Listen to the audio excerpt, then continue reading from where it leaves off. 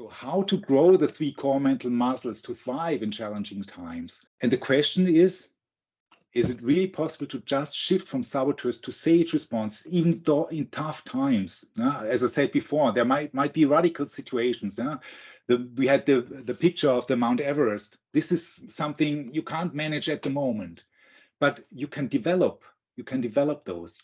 Yes, you can really develop those capabilities, but it depends on the strength and of your mental muscles. And it starts with an insight. Normally we do in coaching, where we do this, a lot of people have an insight. Okay, this is a reason. This is where I should work on. And this is something where it stops. No? So you go back home, you know what you do. It's like New Year wishes, where you say, okay, I'll do next year, I do more sports and stuff like that. I quit smoking, or I eat less sugar. But this drains away within 4 weeks, 6 weeks at most. So 20% is inside, and 80% is the mental muscle. So it's the self-command to shift from the saboteur to the sage.